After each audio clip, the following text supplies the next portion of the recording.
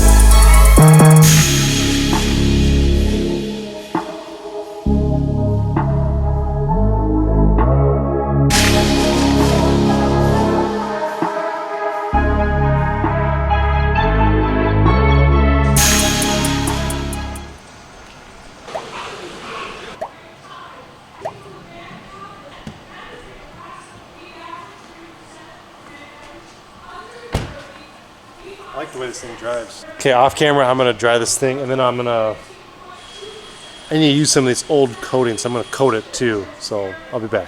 Okay, I got it all dried and wiped up with CS3, but not coated yet. I just use that as the drying aid. I'm gonna go around and clean the inside. Obviously it's winter time here, so the inside is starting to show some signs of use. Plus we got about 18 pounds of dog hair in the car, so we'll get that all cleaned up as well. And then I'm gonna coat it. So I'm gonna do that first and then we'll come back. Okay, inside is all cleaned up, vacuumed, wiped down. Looking pretty good. I gotta do those pedals still actually. It's looking nice and clean. That's just the light reflection on there. But this car cleans up really nice. I like the curves on it. I use that ammo obey on the glass, on the screens. Look how nice this turned out. Look at that, not a single print or streak, anything. This stuff works really well. That being said, let me show you what that stuff is, in case I haven't shown you guys in the past. I have my favorites.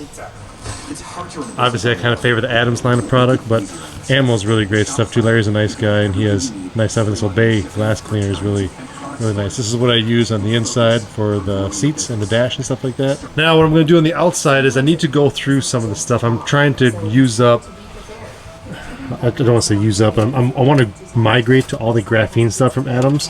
So I want to consume the standard or the good stuff. You know, I think of this as like maybe a, what do we got, like maybe a good, better, best for the CS3. Then of course you get into another level of this type of stuff, but I want to use up the standard, the good, better stuff, lower end stuff. Then I can start using strictly the higher end stuff. So that's why you don't see as much car shampoo here in Ultra Foam. Eventually I'm going to start using the graphene shampoo, but I need to use up this Adams spray coating. So I think I'm going to go around and use this stuff up. One downer of this is that it takes very little product to apply to a car, even such as, you know, this size. So it's gonna, I mean, I got maybe a fourth of this bottle left. I'm not going to use even half of that on coating this car, but I want to use it up anyway, so maybe I'll do a couple coats so they're nice and protected. Then I want to put some glass sealant on there and dress up the tires and stuff like that, and this thing will be done. I'll do that quickly off camera, then I'll come check back in. Okay, I did this one kind of quick. Did this in about 3 hours, but got her all cleaned up. If I had to rate this car on a detailing perspective, I'd probably give it a 7 out of 10. It was very nice to detail. It wasn't one of my favorites, but it wasn't my least favorite by any means. The reason why I gave it that score is because I don't really care for a lot of glass. That's why I never really went with a Tesla. I don't care for big windshields. It's just glass. You can see right here, glass is pretty tough to get to look perfect. A lot of this is on the inside. I didn't coat it because Pa has to take off here soon, but you know, there's a lot of glass, there's a lot of surface on this car, period. The wheels I'm not really fond of. I didn't care that it was tough to get my little woolly in here, but I just don't like wheels that have tons of grooves and cavities for your mitt or fingers to get between or get to. I don't care also for cars that have gloss black on them or chrome. I mean, this is a polish, but there's chrome up here, for example. But I really dislike gloss black on cars. It's prone, I can probably get a good angle right here. It's really prone to scratches. See all this? Look at this trim piece right here. Without polishing that's going to continue to get worse. They brought in some chrome here on the handles as well. Also, that gloss black, it's carried throughout. One thing I'm going to miss about the Taycan is that these wheel arches were a hard plastic, similar to down underneath this mirror. I think this is just it's a better look, because this looks great from the side, right? I understand what they're trying to do. They're trying to make it look sporty, but this is gloss black. I don't think that belongs on cars. That's just my opinion. Then you come down here and the side skirt has both chrome and gloss black. You're just going to end up kicking that with your heel. Granted, we have that wrapped with clear wrap, so it's not going to get any worse, but still, I mean, that clear wrap's going to take a hit, and same thing with back here, which is all gloss black. But anyway, enough of the bad. Well, of course, there's some more up here too.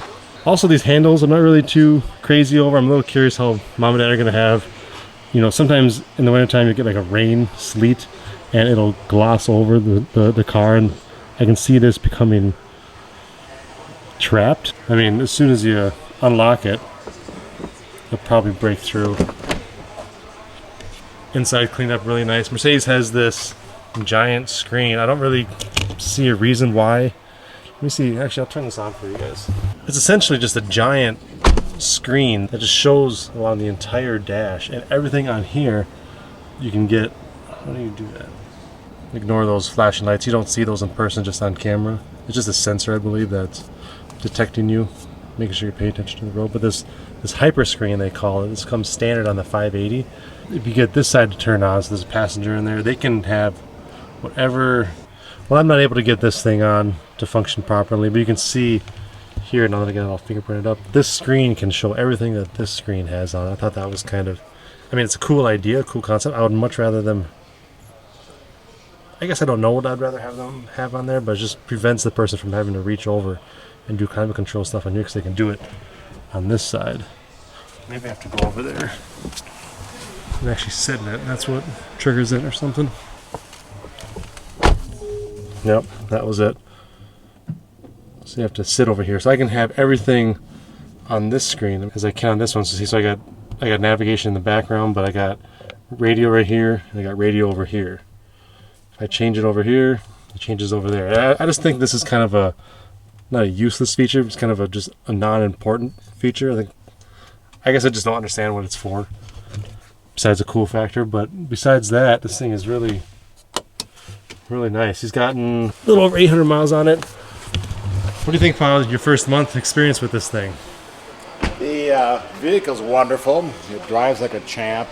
Very smooth, very quiet, very luxurious. It's comfortable, right? More comfortable than the Porsche. It is probably the most comfortable vehicle we've had for luxury of all the vehicles. Getting close to the grandpa car. Ah, the grandpa car, for those who don't know, is the S65. Extremely comfortable. A little bit of an issue with the Mercedes app, but they're working on things. There's a new vehicle has sometimes the programming issues and whatnot for all the electronics. Yeah, if you couldn't hear him, he's got the Mercedes Me app has always been kind of flaky, even before it went to EVs, and it's no different here. We were told that most of those bugs are away, but they're in fact not. For example, these lights on the inside. I turned the car off. You know, everything. You just saw the screen turn off there. Close the door. If he doesn't lock the car, those little color lights, see them in the dash and in the back, those will stay on for what you've had them last like 3 hours before. Yeah, the ambient lights. So the trigger usually is a timing feature that you can self-program in your car to allow for those ambient lights to turn off at 60 seconds or a minute or whatever you want them to be. Then the car goes into rest mode, and that's about it. These seem to not want to be triggered off. So the trick involved in this is that you have to physically, with the remote, lock the car, and those ambient lights will turn off. If you don't do that, they'll stay on perpetually. Yeah, it's kind of lame. He says with the remote because the key fob or the Mercedes Me app doesn't always communicate properly. But you know, with any EV like Tesla or Porsche or BMW, there are patches or something that they can do over-the-air updates to these cars, and probably to the app themselves too, and that'll hopefully fix it. So that's the only complaint. That's not too bad, huh? Yeah, not bad. It cleaned up really nice. I gave it a 7 out of 10 just on the enjoyment of cleaning it. It's a lot of surface area to touch. It's a lot of gloss black, which I don't like.